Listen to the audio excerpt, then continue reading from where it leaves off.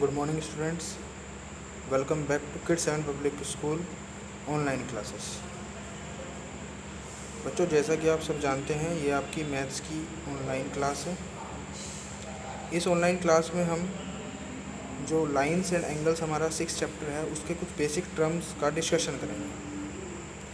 इससे प्रीवियस भी मैंने आपको एक पीडीएफ प्रोवाइड किया था। उस पीडीएफ में आपको कुछ बेसिक टर्म्स बताई गई थी, जैसे लाइन क्या होती है, एंगल्स क्या होते हैं और इस तरह से, और कुछ टाइप्स ऑफ एंगल्स को आपको बताया गया। तो यहाँ पे क्लास 9th में आपके पास some special types of angles भी हैं।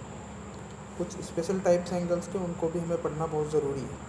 सो स्टार्ट करते हैं। हमारे पास special one is adjacent angle. आपको बताना है कि एडजेसेंट एंगल्स क्या होते हैं। देखो, एडजेसेंट एंगल्स के बारे में हम डिस्कशन करते हैं बेटा। यहाँ पे एडजेसेंट एंगल क्या होते हैं? अगर आपके पास इस तरह से कोई दो एंगल है, ठीक है, इस तरह से आपके कोई दो एंगल है। फर्स्ट एंगल ये होगा आपका और सेकंड एंगल आपका ये होगा, ठीक है। इस एंगल में क्या है ऐसा? इसमें देखो, इसमें क्या है, एक वर्टिसेस जो है हमारा, इनका जो वर्टेक्स है वो क्या है, कॉमन वर्टेक्स है, ठीक है। उसके बाद इनकी इसमें जो दोनों एंगल्स में ना एक आर्म क्या है, कॉमन है। बीडी आर्म क्या है हमारी, कॉमन है, ठीक है। अगर इस तरह से कहीं भी कोई दो एंगल हमारे प्रिपेयर होंगे तो वे दोनों एंगल हमारे क्या होंगे, एडजेसेंट। सो हम यहाँ बोल सकते हैं कि A B D and B C D हमारे क्या होंगे, एडजेसेंट एंगल होंगे, ठीक है। इसी तरह हमने इसको थ्योरेटिकल भी डिफाइन किया है कि टू एंगल्स आर एडजेसेंट, दो एंगल्स एडजेसेंट हैं if they have a common vertex, अगर उनका एक वर्टेक्स क्या है, कॉमन है, एक कॉमन आर्म, उनकी एक आर्म क्या है, कॉमन है। क्लियर है? उसके बाद non common arms on different side of the common arm, meaning जो, देखो कोई भी एंगल अगर हम फॉर्म करेंगे तो उसमें दो आर्म होंगे, ठीक है। तो इसकी कॉमन आर्म तो ये होगी, और जो different meaning non common arm है वो अदर साइड होगी। एक तो इस साइड हो गई आपकी, ठीक है, इस वाले एंगल की कॉमन आर्म तो ये, और नॉन कॉमन आर्म ये हो गई, और दूसरे वाले एंगल की कॉमन आर्म तो आपकी यही होगी और नॉन कॉमन आर्म ये होगी। तो वो अदर साइड है, एक इस साइड है और दूसरी इस साइड है। क्लियर है? सो इन फिगर आप यहाँ पे देख पा रहे हैं, मैंने यहाँ पे angle A B D and angle C B D आपके क्या हैं, adjacent angle. In figure A B D and C B D are adjacent angle. Clear? I hope आपको एडजेसेंट एंगल्स का कॉन्सेप्ट अच्छे से समझ आया हो। इसके बाद हमारे पास इसी से ही रिलेटेड एक कॉन्सेप्ट है, linear pair of angles. Clear है? अगर आप बच्चों ध्यान से देखते हैं, हमारे पास ये इन एंगल्स को भी ध्यान से देखते हैं कि ये दो एंगल हैं यहाँ पे, ए बी डी फर्स्ट आपका और सेकंड आपका सी बी डी, या डी बी सी बी इसको नोट कर सकते हैं। क्लियर? तो यहाँ भी क्या है, एक कॉमन वर्टिसेस है, वर्टेक्स है कॉमन, और एक कॉमन आर्म है। तो यहाँ भी क्या है, ये एडजेसेंट एंगल। क्लियर? बट अगर हमारे इन दोनों एडजेसेंट एंगल्स का सम कितना हो जा रहा है, 180 हो जा रहा है। Angle A B D and angle C B D, angle A B D angle C B D का सम कितना हो जा रहा है, 180 हो जा रहा है। तो इन एंगल्स के पेयर को हम क्या बोलेंगे, लीनियर पेयर बोलेंगे। क्लियर है? क्योंकि इनका जो सम है 180 हो गया है। सो हम इनको थ्योरेटिकली देख लेते हैं। Linear pair of angles if non common arms of adjacent angles form A line. इससे भी समझ लेते हैं, जो आपकी नॉन कॉमन आर्म है, इसमें नॉन कॉमन आर्म कौन सी है, ए बी और बी सी, एक स्ट्रेट लाइन बनाती है, मीनिंग स्ट्रेट लाइन हो गई। तो जो आपके एडजेसेंट एंगल होंगे, in this case sum of adjacent angles will be 180। तो एडजेसेंट जो एंगल होंगे हमारे एडजेसेंट एंगल, उनका सम कितना होगा, 180 डिग्री होगा।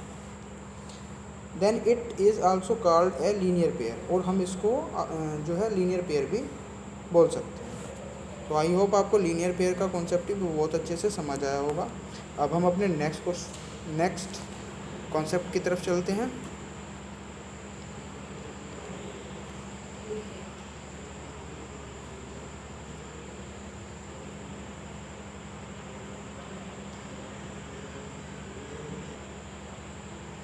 हमारे सामने हमारा नेक्स्ट कॉन्सेप्ट है vertically opposite angle. Vertically opposite angle क्या होते हैं? देखो बच्चों, हमारे पास यहाँ पे एक फिगर है। यहाँ पे क्या हुआ है कि हमारे पास एक लाइन है ए बी, इसको दूसरी लाइन सी डी ने क्रॉस किया हुआ है एट पॉइंट ओ। तो आप यहाँ पे देख पा रहे हैं कि कितने एंगल फॉर्म हो गए यहाँ पे, 1 2 3 एंड 4। यहाँ पे 4 एंगल फॉर्म हुए हैं। क्लियर है? तो यहाँ पे जो 4 एंगल फॉर्म हुए हैं जो अपोजिट एंगल है, वर्टेक्स कहाँ है? ये रहा वर्टेक्स के अपोजिट एंगल। एक तो ये है आपका, दूसरा ये है। एक पेयर तो ये हो गया आपका, और दूसरा पेयर क्या होता है? ये होता है। क्लियर है? तो इनको ही हम वर्टिकली अपोजिट एंगल्स बोलते हैं। अगर आपकी कोई भी 2 लाइन्स इंटरसेक्ट करती हैं किसी एक पॉइंट पे, तो उनके वर्टिसेस के अपोजिट जो एंगल होंगे वो क्या होंगे? उनको ही हम वर्टिकली अपोजिट एंगल बोलेंगे। उनमें एक प्रॉपर्टी और होती है, जो हमारे वर्टिकली अपोजिट एंगल होते हैं वो इक्वल होते हैं। मीनिंग आपका एंगल ए ओ डी आपका सी ओ बी के इक्वल होगा, और ऐसे ही आपका एंगल ए ओ सी आपका बी ओ डी के इक्वल होगा, इस वाले एंगल के इक्वल। समझ आया आपको? हम इसको थ्योरेटिकली भी देख लेते हैं। If 2 lines intersect each other, अगर आपकी 2 लाइनें, यहाँ भी आपकी इस फिगर में भी आपकी 2 लाइनें इंटरसेक्ट कर रही थी ईच अदर, से A B and C D intersect each other at O. हमने कह दिया कि हमारे पास 2 जो लाइन थी, 2 लाइन जो थी वो ए बी थी फर्स्ट लाइन, और दूसरी हमारी सी डी थी। क्लियर है? और जो दोनों हमारी लाइनें थी वो हमारी ओ पे इंटरसेक्ट कर रही थी। तो यहाँ पे आपके जो एंगल फॉर्म हुए ए ओ डी और angle B O C, angle A O D और एंगल बी ओ सी, ठीक है। Also angle A O C और एंगल बी ओ डी, ठीक है। आपके ये 2 पेयर हैं, इनको ही हम वर्टिकली अपोजिट एंगल्स बोलेंगे। क्लियर है? रिमार्क्स डाल के हमने नीचे लिखा हुआ है कि एंगल ए ओ सी जो है एंगल बी ओ डी के इक्वल होगा, जैसा कि मैंने आपको पहले भी बताया था कि एंगल ए ओ डी आपका बी ओ सी के इक्वल होगा, और एंगल ए ओ सी आपका बी ओ डी के इक्वल होगा। आई होप आपको ये कॉन्सेप्ट भी बहुत अच्छे से समझ आया होगा। हमारा नेक्स्ट कॉन्सेप्ट है intersecting line and non intersecting line. Clear है? देखो, इंटरसेक्टिंग लाइन क्या होती है? हमारे पास 2 लाइनें हैं, अगर वो किसी भी एक पॉइंट पे क्रॉस कर रही है, क्रॉस करेगी कब? तो क्रॉस तब करेंगी जब उनके बीच की डिस्टेंस, उनके बीच एक कांस्टेंट डिस्टेंस नहीं हो। मीनिंग अगर आपकी 2 लाइनें हैं और उनके बीच एक कांस्टेंट डिस्टेंस, मीनिंग जो डिस्टेंस है उनके परपेंडिकुलर डिस्टेंस है उनकी लाइनों के बीच की, वो एक जैसी नहीं है। ठीक है? तो वो आपस में क्या करेंगी? क्रॉस करेंगे। जैसे आप देख सकते हैं, ये हमारे पास 2 लाइन है। यहाँ पे अगर इन दोनों लाइन के बीच की डिस्टेंस अगर आप नोट करते हो तो कुछ और होगी, यहाँ पे अगर नोट करते हो तो कुछ और होगी, परपेंडिकुलर डिस्टेंस। तो देख पा रहे हैं कि हमारे इन दोनों लाइंस के बीच की परपेंडिकुलर डिस्टेंस एवरी पॉइंट पर अलग अलग है। ठीक है? सो ये हमारी क्या होंगी? इंटरसेक्टिंग लाइन होंगी। ये कहीं ना कहीं किसी ना कोई भी पॉइंट पे हमारी इंटरसेक्ट करेगी। ठीक है? तो आप समझ सकते हैं। इसी तरह हमारे पास एग्जांपल है, हमारे पास एक लाइन है पी क्यू और दूसरी लाइन है आर एस। ठीक है? तो ये हमारी इंटरसेक्टिंग लाइन है जो किसी एक पॉइंट ओ पे इंटरसेक्ट कर रही है। आई होप आपको ये अच्छे से समझ आया होगा। दूसरा कॉन्सेप्ट हमारा है नॉन इंटरसेक्टिंग लाइंस। ठीक है? नॉन इंटरसेक्टिंग लाइंस क्या होती है? अगर आपके पास 2 लाइनें हैं और उनके बीच की perpendicular distance between each other at every point is remain constant. Meaning अगर यहाँ पे ये 5 सेंटीमीटर है तो सभी पॉइंट्स पे ये 5 सेंटीमीटर ही होगी। क्लियर है? इसका एक बेसिकली एग्जांपल आप ले सकते हैं, जैसे रेलवे ट्रैक देखा होगा आपने, तो रेलवे ट्रैक में जो आपकी पटरियाँ होती हैं वो आपकी पैरेलल लाइंस का एक बेसिक एग्जांपल है। ठीक है? नॉन इंटरसेक्टिंग लाइन का एक बेसिक एग्जांपल है। और इन्हीं नॉन इंटरसेक्टिंग लाइंस को हम क्या बोलते हैं? हम इनको पैरेलल लाइन भी बोलते हैं। क्लियर है? इनको हम पैरेलल लाइन भी बोलते हैं। ठीक है? इसको हम पैरेलल लाइंस भी बोलते हैं। अब पैरेलल लाइंस का एक सिंबल होता है, जैसे हमारे पास है पी क्यू गिवन है यहाँ पे, पी क्यू जो है वो किसके पैरेलल है, आपके आर एस के पैरेलल। तो ये जो है ना एक पैरेलल, अगर एक लाइन दूसरी लाइन के पैरेलल होगी तो हम दो इस तरह से टेली मार्क लगा देंगे, तो ये आपका पैरेलल लाइन का सिंबल हो जाएगा। क्लियर है? पी क्यू यहाँ पे आर एस के पैरेलल है, सो हमने P Q parallel to R S एक सिम्बॉलिक फॉर्म हमने यहाँ पे रिप्रेजेंट की है। उसी के बाद अगर अभी ये दोनों लाइन हमारी क्या है, इंटरसेक्ट कर रही है ईच अदर, तो हम इसको कैसे लिखेंगे, P Q does not parallel to, parallel का सिंबल पहले हमने डिनोट किया, उसके बाद उसको कट कर दिया और आर एस लिख दिया। इसका मतलब कि जो पी क्यू लाइन है वो आर एस लाइन के पैरेलल नहीं है। क्लियर? आई होप आपको ये कॉन्सेप्ट भी बहुत अच्छे समझ आया होगा। इसी तरह से बच्चों हमारे सभी ऑलमोस्ट सभी कॉन्सेप्ट इस चैप्टर इस एक्सरसाइज के कंप्लीट हो चुके हैं। अब हम जो हमारी एक्सरसाइज है 6.1 उसकी शुरुआत करते हैं। तो let me begin with exercise number 6.1। So बच्चों ये आपके सामने 6.1 एक्सरसाइज का फर्स्ट क्वेश्चन है। क्वेश्चन में आपसे पूछा गया है, in figure 6.13 line A B and C D intersect at O, line A B and C D intersect at O, इस पॉइंट पे इंटरसेक्ट करती है, इसको हमने ओ बोला हुआ है। If angle A O C plus angle B O E equals to 70 degree, meaning A O C और बी ओ ई एंगल्स का सम कितना है, आपको 70 डिग्री गिवन है। इसके बाद आपको angle B O D equals to 40 degree given है। बी ओ डी एंगल यहाँ फिगर में कहाँ पे आपको दिखाई दे रहा है, ये वाला एंगल आपका 40 डिग्री। आपको फाइंड करना है बी ओ ई, आपको ये वाला एंगल फाइंड करना है और आपको रिफ्लेक्स बताना है एंगल सी ओ ई का। तो आपको सी ओ ई एंगल का रिफ्लेक्स बताना है। तो किसी भी एंगल का रिफ्लेक्स बताने से पहले हमें वो एंगल इंडिविजुअली फाइंड करना पड़ता है। सो पहले हम एंगल सी ओ ई को फाइंड करेंगे। क्लियर है? सो स्टार्ट करते हैं हम क्वेश्चन का सॉल्यूशन। तो सबसे पहले क्वेश्चन का सॉल्यूशन करने से हम जो भी हमें गिवन इन्फॉर्मेशन है हम लिख लेते हैं। गिवन इन्फॉर्मेशन क्या है, आपको ए O C plus B O ई का सम दिया हुआ है 70 डिग्री, तो हमने नोट डाउन किया है। उसके बाद आपको बी ओ डी कितना दिया है, 40 डिग्री, तो बी ओ डी हमने 40 डिग्री।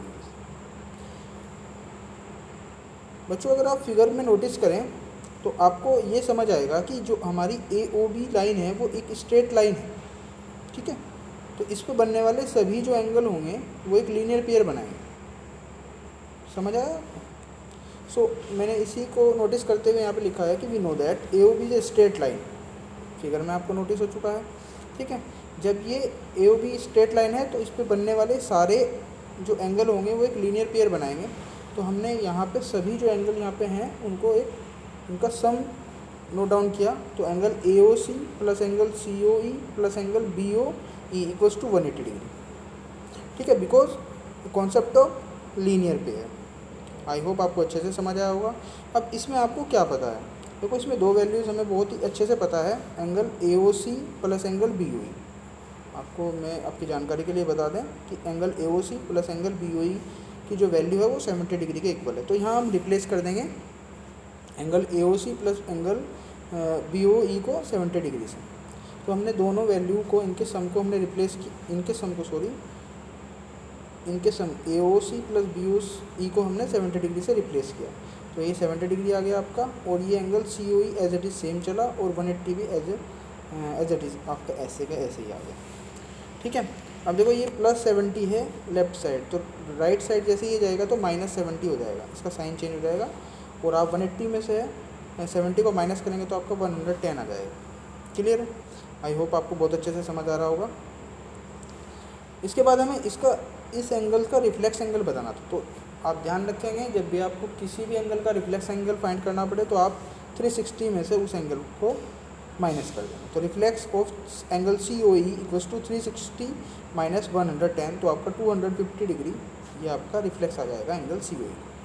ठीक है? इसमें दूसरा क्वेश्चन आपसे पूछा गया था, फाइंड करना था आपको एंगल बी ओ ई आपसे पूछा गया था। तो बी ओ ई हम फाइंड करते हैं। देखो बी ओ ई कहाँ पे फॉर्म हुआ है, बी ओ ई, ये वाला एंगल है, ठीक है। आपको बी ओ डी भी गिवन है, क्लियर है। तो इस बार हम क्या करते हैं, सी ओ डी आपको नज़र आ रही है कि स्ट्रेट लाइन है, तो सी ओ डी पे पड़ने वाले सारे जो एंगल होंगे वो लीनियर पेयर फॉर्म करेंगे। तो ये एंगल प्लस ये और प्लस ये, तीनों एंगल्स का सम कितना होगा, 180 डिग्री होगा। सो हमने यहाँ पे नोट डाउन कर दिया। सबसे पहले तो हमने इसको एक बेसिक इन्फॉर्मेशन के अकॉर्डिंग बता दिया कि एंगल जो हमारी लाइन है सी ओ डी एक स्ट्रेट लाइन है, तो इस पे पड़ने वाले सारे एंगल क्या होंगे, उनका सम 180 होगा, because it will B A linear pair, clear है। बट आपने अभी फाइंड किया है सी ओ ई की वैल्यू कितनी है, 110 degree, and B O D आपको गिवन है 40 डिग्री, ठीक है। इन दोनों का सम किया आपने तो आपका 150 डिग्री आ गया आपका, और ये 150 इधर प्लस करता है तो दूसरी साइड जाने के बाद ये माइनस हो जाएगा, और आप 180 से 150 माइनस करेंगे तो आपको 30 डिग्री आंसर आपका मिल जाएगा। सो आपको बी ओ ई फाइंड करना था, वो कितना होगा आपका 30 डिग्री। आई होप आपको बहुत अच्छे से क्वेश्चन समझ आया होगा। अब हम अपने नेक्स्ट क्वेश्चन की तरफ चलते हैं। वो क्वेश्चन नंबर है आपका सेकंड ऑफ एक्सरसाइज 6.1।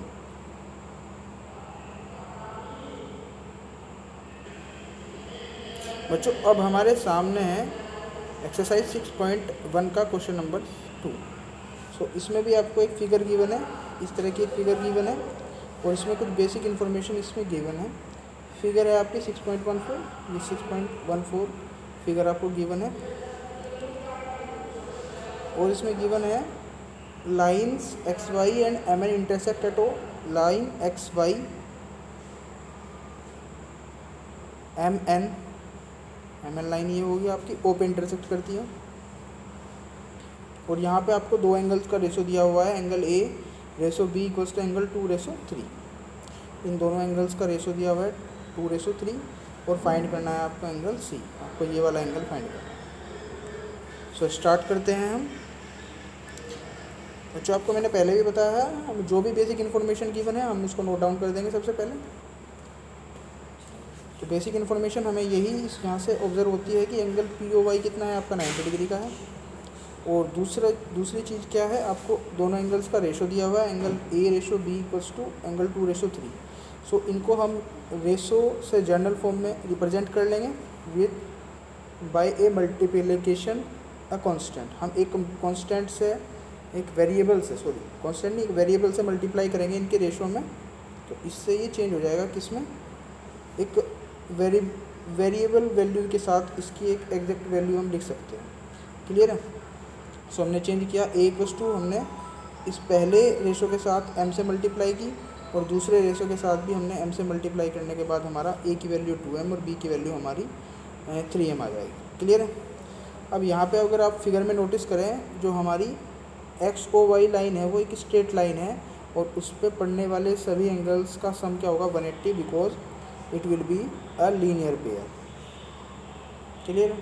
सो हमने क्या किया, इन सभी एंगल्स का sum a plus B plus angle P O Y, angle A B और एंगल पी ओ वाई का सम कितना, 180 डिग्री, क्लियर है। अब यहाँ पे आपके सामने a की वैल्यू कितनी है, 2m, b की वैल्यू कितनी है आपके पास, 3m, angle P O Y कितना है आपके पास, 90 डिग्री, ये आपका 90 डिग्री है गिवन है, क्लियर है। आपके पास 2m प्लस 3m है, तो ये आपने इसको 5m लिखा है, ठीक है। अब आपके सामने ये 90 डिग्री है, 90 डिग्री राइट हैंड साइड आने पे माइनस हो जाएगा, तो 180 में से आप 90 माइनस करेंगे तो 90 डिग्री आ जाएगा, और ये 5m एज इट इज जैसा ही रहेगा। ये 5 इधर मल्टीप्लाई कर रहा है, इधर जाने के बाद ये डिवाइड करेगा, तो 90 को आप 5 से डिवाइड करेंगे तो आपका 18 डिग्री आ जाएगा।